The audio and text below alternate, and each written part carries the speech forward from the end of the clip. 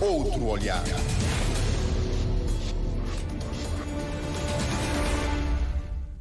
Pedro Moreira é presidente da Associação João Paulo II, criada justamente por ocasião da visita de João Paulo II a Cabo Verde, o primeiro Papa, o primeiro e único que visitou Cabo Verde. João Paulo II, um Papa carismático, mas também o Papa Francisco foi carismático, vai a enterrar, já se sabe, no próximo sábado. A Associação João Paulo II, como é que vê o pontificado de Francisco? Muito obrigado, Júlio, pelo convite. Para já é dizer que nós, desde que João Paulo II veio a Cabo Verde, como dizia o nosso saudoso amigo Padre Pimenta, nunca mais largamos os papas. Seguimos João Paulo II, depois outros papas e agora o Papa Francisco. Certamente temos seguido de perto aquilo que o Papa Francisco tem sido desde a sua eleição, e foi um Papa, não diria tanto em termos de tempo. João Paulo II teve 26 anos à frente da Igreja, mas nos 12 anos que o Papa Francisco tem estado à frente da Igreja, tem marcado o seu tempo. Tem sido um Papa, eu diria, do seu tempo. Estamos falando de um tempo diferente daquilo que foi o tempo de João Paulo II, e ao mesmo tempo, e aqui há alguma parecência com João Paulo II, ele é respeitado, é considerado mesmo fora das portas, digamos, da Igreja. Nesse aspecto até, acho que os dois papas são muito parecidos. Mas pronto, a vida é assim, e os papas vêm, vão e a Igreja continua.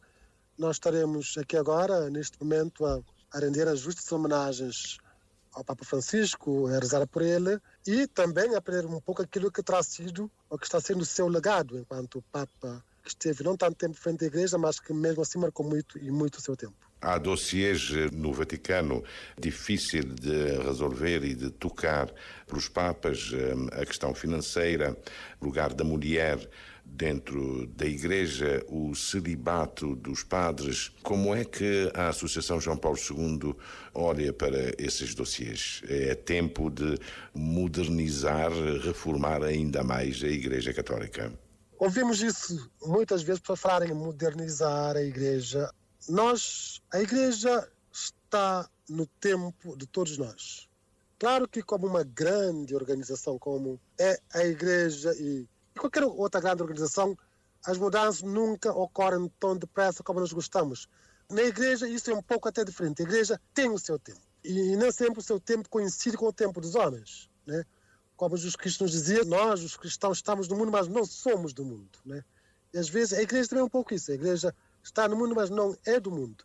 Eu creio que, às vezes, todos nós queremos ver alguns dossiês alinhados com as mudanças, as modas, e muitas vezes nós, falando um pouco fora da Igreja, nem estamos muito de acordo com as modas e as mudanças.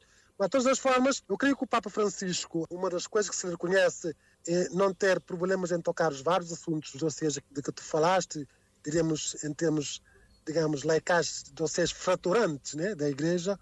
Mas eu creio que, a seu tempo, a Igreja terá a oportunidade e condições de, eventualmente, mexer um pouco mais, mudar uma ou outra coisa que entenda que possa mudar. Se até agora não mudou, e lembrarmos do tempo de João Paulo II, nós ouvimos as mesmas críticas. Se formos para trás, nunca as pessoas estão satisfeitas com o tempo da Igreja, mas lá está, a Igreja tem o seu tempo. A eleição do próximo Papa para Cabo Verde, para a Igreja em Cabo Verde, tem um marco diferente. Pela primeira vez, um cardeal cabo-verdiano participa, e podendo ser até eleito, participa na eleição do próximo Papa. Para a Associação João Paulo II, o que é que isso significa? Olha, para nós é sempre um grande orgulho. Temos que lembrar que foi o Papa Francisco quem criou o nosso primeiro e único cardeal até este momento. E todos os cabo-verdianos deviam sentir-se um pouco orgulhosos de termos um príncipe da Igreja, como é a eminência, o cardeal Arlindo, estar a participar num momento desses para a Igreja Universal. E lá está, ele até pode ser eleito. É uma pena que ninguém tenha falado nisso. Ele também pode ser eleito. Está dentro do tempo de eleger e poder ser eleito. Ele vai participar neste momento e como dizia alguém, ninguém entra Papa no conclave, mas pode sair Papa, né? Ele vai lá, primeiramente para eleger também, e quem sabe, nunca se sabe, seria uma grandíssima surpresa para nós todos, mas é um grande orgulho, é um grande momento dele, como cardeal, participar neste momento transcendente da Igreja, que é eleição de um novo Papa. Voltando à ideologia do Papa Francisco, tinha uma relação com temas caros para ele, o combate à pobreza, o problema da habitação, a questão dos migrantes, e tinha um olhar particular para o continente africano. Não obstante, foi no continente africano que encontrou, no seio da hierarquia da Igreja Católica, resistências várias para alguns rumos que ele pretendia imprimir à Igreja Universal. É preciso, lá está, ainda bem que tocaste neste ponto, Júlio. É preciso ver de onde vem o Papa Francisco. Ele vem do continente latino-americano, vem da Argentina, e quem estuda a Igreja sabe que a Igreja na América Latina tem feito um percurso um pouco diferente daquilo que tem sido o resto do mundo nos últimos 30, 40, 50 anos. Eu, particularmente, em algum momento, nos últimos tempos, tenho estudado um pouco aquilo que é a Igreja na América Latina. Por isso, o Papa Francisco tem, digamos, as causas que tem, que são um pouco as causas do povo latino-americano. Em África, temos uma igreja super pujante, é a igreja mais pujante do mundo, não sei se sabias. A igreja católica mais pujante do mundo está em África mesmo, crescendo a ritmos acelerados todos os anos. Claro que muitas das grandes causas latino-americanas não terão o mesmo eco que teriam em África, ou na Europa, ou na Ásia. O Papa João Paulo II falava muito disso, né? Da mesma forma que algumas causas das igrejas africanas não terão grande acolhimento, digamos, junto da América Latina. Acho que isso é natural e normalíssimo, é ver as culturas, vivências de cada um. Eu sei que nas várias questões, e tu podias tocar aqui das questões que não foram muito bem acolhidas no continente africano, como se formos ver no outro nível, a nível socioeconómico, há causas da América Latina que não são bem acolhidas em África e vice-versa. Por isso, normalíssimo. Mas mesmo assim, isso não criou nenhum problema em termos da unidade e da coesão da Igreja. Em África, nós temos vários dossiês e até com tomadas de posição bastante firmes por várias conferências episcopais. Temos a questão da mulher ser padre, temos a questão da relação entre a Igreja e os LGBTI e temos também a questão do celibato. Um padre poder se casar, como acontece noutras religiões. Noutras religiões não existem padres, Júlio. Existem outras coisas.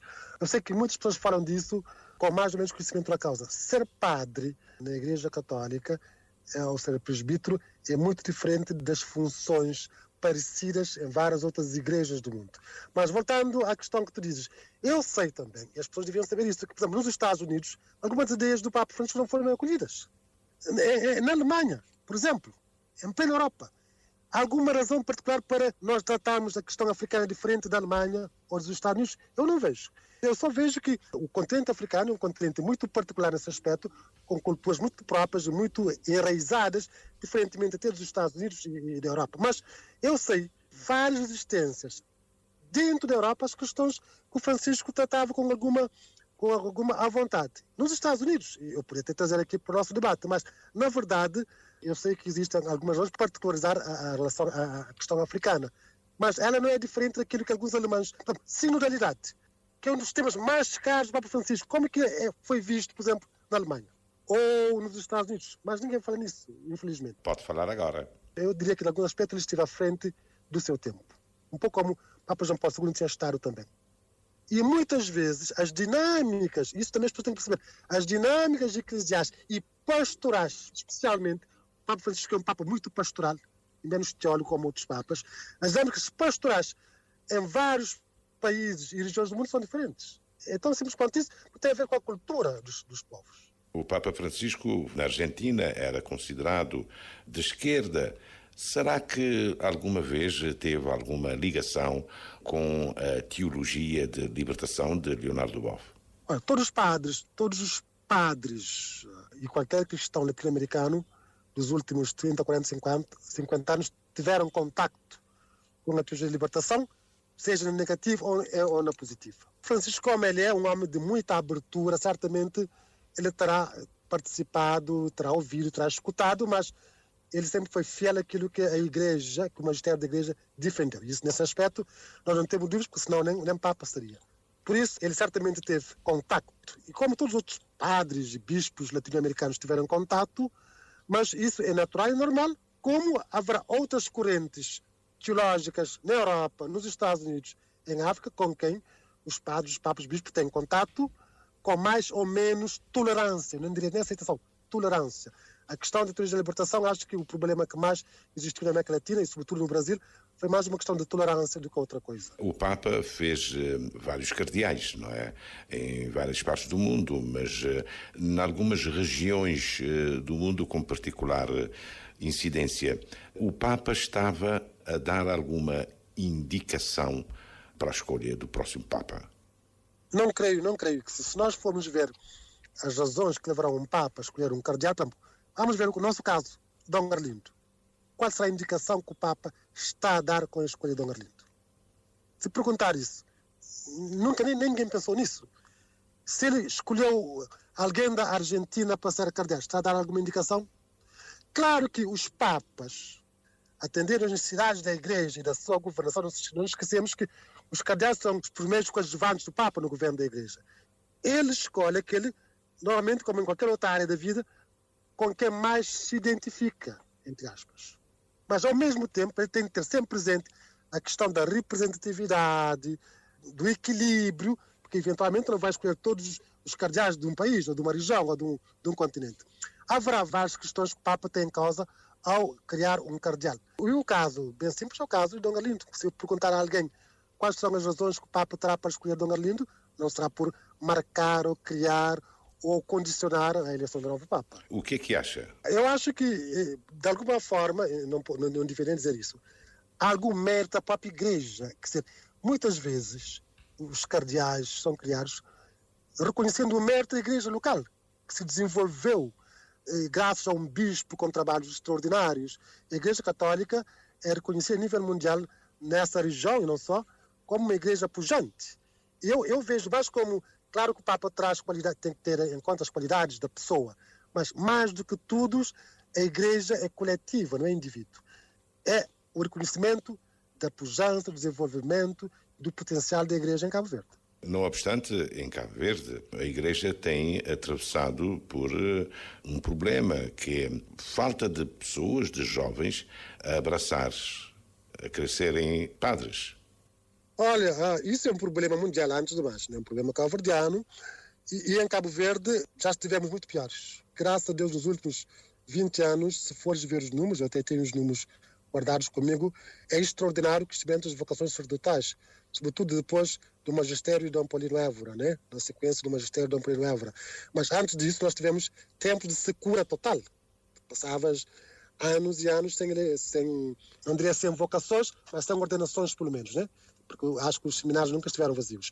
Mas nos últimos tempos, graças a Deus, temos tido todos os anos quase, se tu estiveres atento, haverá ordenações. Eu já vi caso, tivemos 4, 5 ordenações num ano só. Por isso, nesse aspecto, claro que nunca é suficiente, está longe de ser suficiente, mas já estivemos muito piores e creio que estamos num bom caminho, malgrado um problema universal de falta de vocações sacerdotais. Qual é o perfil que pensa que deve ter o próximo Papa? Nós, neste momento, eu pessoalmente, se me perguntar Pedro Moreira, mas isso é quase pecado estar agora a tentar profetizar, digamos. Eu acredito, e como cristão, que o Espírito saberá escolher aquilo que a Igreja mais precisa. Mas muita gente diz que será alguém ainda no seguimento daquilo que o Papa Francisco tem feito. Há pessoas que entendem que a Igreja está no momento de uma caminhada que talvez não deva interromper e mudar de rumo, ou talvez esquecer. A questão da sinodalidade, a questão ecológica, a questão da atenção às periferias, eu creio que são questões fundamentais, sempre entrar em questões mais, digamos, teologais ou pastorais até, são questões que o próximo Papa deverá ter certamente em mente e no seu magistério, independentemente de um outro cunho pessoal que terá certamente que dar ao seu magistério. Outro olhar.